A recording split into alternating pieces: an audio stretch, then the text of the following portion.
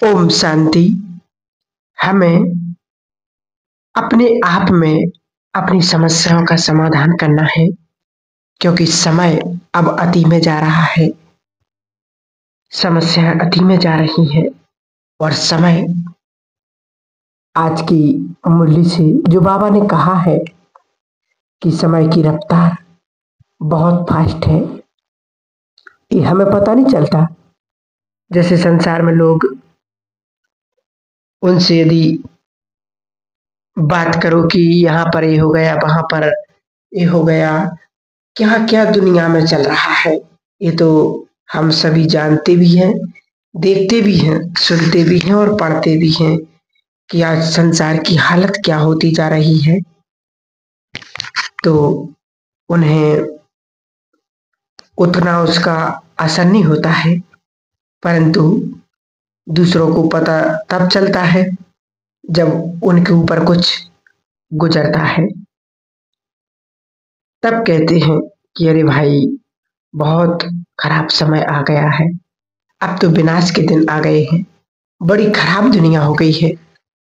मनुष्य जब खुद ना भुगते तब तक उसको संसार की कोई भी बात पता नहीं चलती है।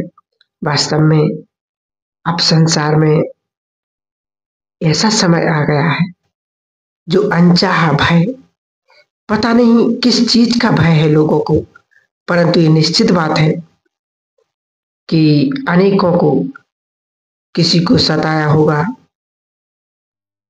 आज उनके सामने उनके जीवन में भय उत्पन्न होने लगा है, पूर्व जन्मों का हिसाब किताब। इसलिए हमें किसी को न डराना है। अब समय की यही मांग है, क्योंकि अब समय बहुत भयानक मोड़ लेने वाला है। संसार की स्थिति तो हम सब देख ही रहे हैं कि कहीं भूकंप, कहीं बाढ़, क्योंकि बाबा ने कहा था कि जिस दिन अर्थक्वेक होगा, सड़कें टूटेंगी, ट्रेन की लाइनें टूटने लगेंगी। तो जो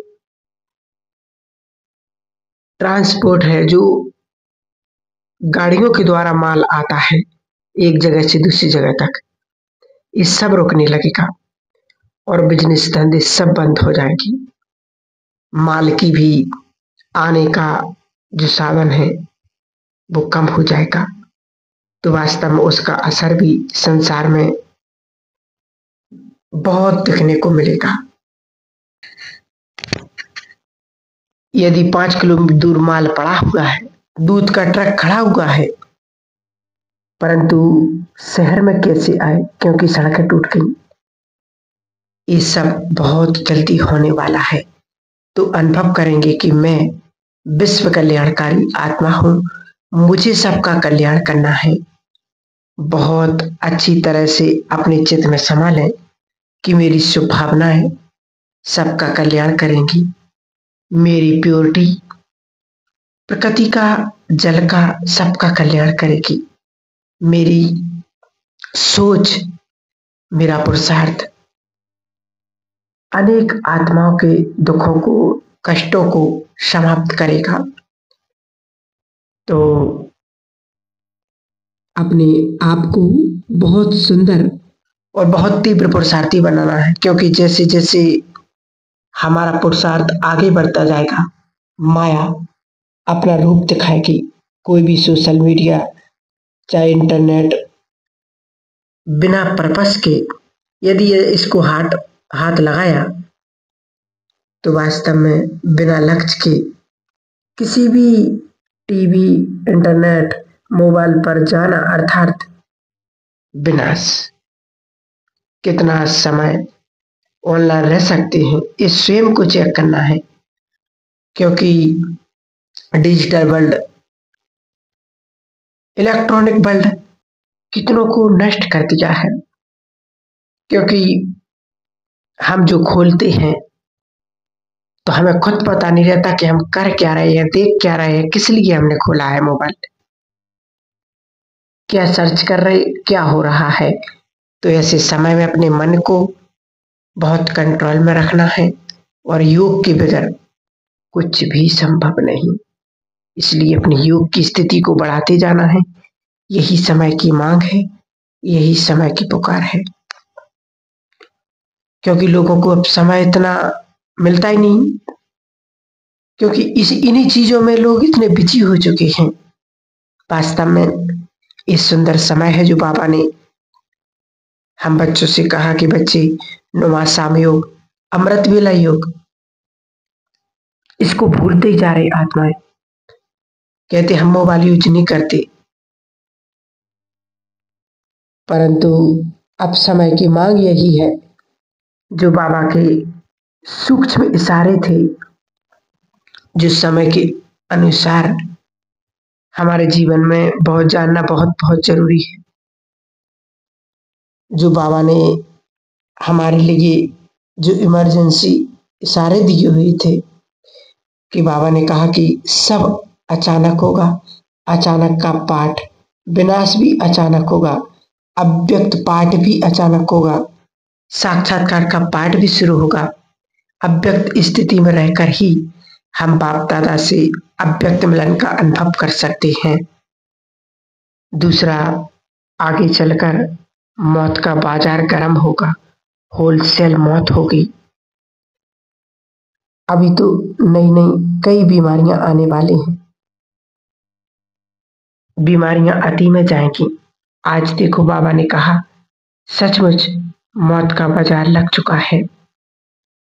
जो हम सब सुन रहे हैं कि भूकंप आया, जो जिसमें आत्माएं दुखी, कितनों ने शरीर छोड़ दिया, उन सभी को भी हम सभी आत्माएं दिल से दुआएं, शुभभावनाएं देते चलेंगे, तो उनको हम दिल से दुआएं, शुभ भावनाएं, योग का दान देंगे।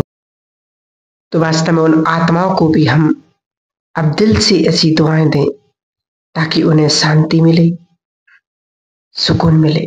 तो बाबा ने कहा ऐसा समय भी आएगा। बाबा ने कहा देखो कि बॉम्ब्स गिरेंगे, कहते नहीं कि मुरली में भी बाबा ने कहा कि बच्चे अब रक्त की नदियां बहनी है और उसके बाद ही फिर घी दूध की नदियां बहेंगी, क्योंकि भारत में सिविल वार होगा, खून नायक खेल होंगे, नेचुरल कैलेमिटीज होगी, पानी की बूंद के लिए भी लोग तरस जाएंगे, हीरे की अंगूठी देंगे कि मुझे एक पानी की बूंद दे दो, परंतु वो भी नहीं मिलेगा। अनाज खाने को नहीं होगा। दिन प्रतिदिन साहूकार भी रंग बन जाएंगे। परसों या तीन चार दिन हो गए, तब उस बाबा ने मुरली में स्पष्ट कहा था, बाबा ने नहीं कहा था कि साहूकार गरीब बन जाएंगे, पेट पेट से लग जाएगा। सचमुच इस समय की मांग, और भगवान हमसे सब कुछ स्पष्ट कह रहा है, बस समझने की बात है, अपने पुरुषार्थ की बात है, चिंतन की बात है। बाबा के मूल्यों का चिंतन करें कि भगवान जो कह रहा वास्तव में छोटी मोटी बात नहीं, ये बहुत बड़ी बात है, क्योंकि उसने जो कह दिया तो उस बात को टालने वाला संसार में कोई हो ही नहीं सकता है। इसलिए बड़े ध्यान से और बड़े अटेंशन से सुने मुरली को, समझे बाबा की बातों को कि भगवान कितने सूक्ष्म इशारे देते जा रहे हैं। और बाबा ने एक बार तो ये भी कहा कि होना ही है, माना ठप्पा लगा दिया है। एक होगा, एक भी अलग बात हो गई, होना ही है ये बहुत बड़ी बात होती है। तो बाबा ने कहा नेचुरल कैलेमिटी होगी, सचमुच भगवान के महावाक्य हैं और वो साकार हो रहे हैं। पांचवा माया, पांचों तत्व इकट्ठे बाहर करेंगे। तो आज सचमुच माया के जिन प्रकारों को हमने जीत लिया है, यदि उनका अंश भी रह गया तो वो अंत समय में वो वंश को पैदा कर देगा। इसलिए माया के पांच तत्वों को माया के 5 विकारों को हमें जीतना है, तत्वों को हमें सकाश देना है। छठवां, सभी गोरख धंधे बाबा ने कहा बंद हो जाएंगे, घर से बाहर नहीं निकल पाएंगे। देखो अभी की मुरली में कहा बाबा ने कि ऐसा समय आएगा कि हम मुरली सुनने के लिए भी तरस जाएंगे। निश्चित ही एक बार तो हमने समय देख भी लिया है, परंतु अभी तो और अंत का समय आना है, तो ऐसा समय निश्चित आएगा। बाबा ने कहा कहीं भी सेफ्टी नहीं रहेगी, इविल सोल का प्रभाव पड़ेगा, त्राही त्राही कर उठेंगे लोग, साइंस के सभी साधन फेल हो जाएंगे, बिजली गुल हो जाएगी। एक तरफ विनाश के अति नगाड़े होंगे तो दूसरी तरफ श्री कृष्ण के जन्म का आभास होगा। एक भारत रहेगा, बाकी सब खंड विनाश हो जाएंगे। एक देवी देवता धर्म होगा, बाकी सभी धर्म विनाश हो जाएंगे। तो बाबा ने कहा इस भयावह परिस्थिति का सामना करने के लिए बिना हिले हमें अपनी स्थिति को श्रेष्ठ बनाना है। तो इस स्थिति को यदि हम पावरफुल शक्तिशाली नहीं बनाएंगे तो वास्तव में हम भी शायद उस चपेट में आ सकते हैं। इसलिए अपनी स्थिति को बहुत पावरफुल, बहुत शक्तिशाली बनाना है। जो समय की मांग है, हम सब आज देख रहे हैं संसार की कितनी अनेक बीमारियां बढ़ती जा रही हैं। आज हॉस्पिटलों में जाओ तो डॉक्टरों को मरीज देखने के लिए टाइम नहीं है। सोचो पहले का ऐसा समय था कि डॉक्टर फ्री बैठे रहते थे और लोग सालों में, महीनों महीनों नहीं जाते थे अस्पताल। आज ऐसी स्थिति हो गई कि सबसे ज्यादा भीड़ मंदिर और अस्पतालों में पड़ रही है। सोचो ऐसा कोई घर नहीं होगा जिस घर में कोई व्यक्ति बीमार ना हो। तो ऐसी स्थितियां वास्तव में बढ़ती जा रही हैं।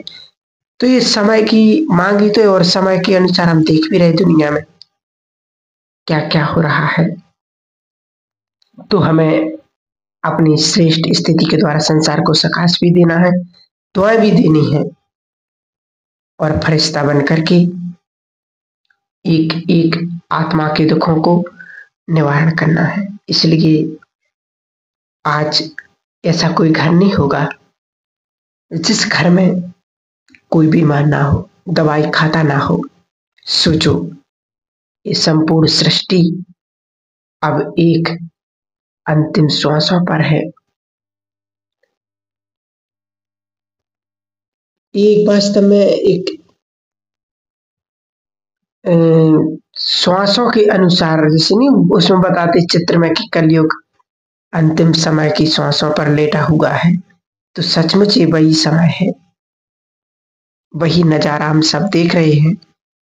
अब कौन क्या कर रहा है इस समय के अनुसार, क्या सोच रहा है हमारे बारे में, वो नहीं अब हमें सोचना। अब हमें स्वयं को देखना, बाबा को देखना और अपने पुरुषार्थ को देखना, बाकी दुनिया में क्या चल रहा है।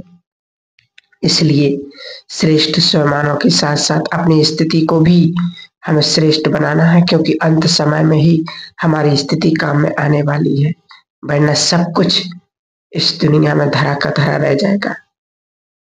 बाबा ने कहा मुरली में कि किसी की दबी रही धूल में किसी की राजा खाए, किसी की चोर लूट ले जाए, सब कुछ मिट्टी में मिलने जाना है, कुछ भी नहीं रहेगा।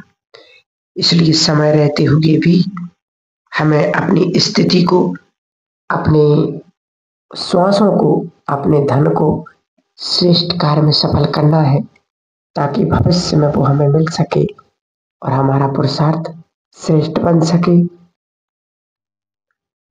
तो उसको हमें श्रेष्ठ कार्य में सफल करना है, स्वयं के पुरुषार्थ को भी सुंदर बनाना है। ओम शांति।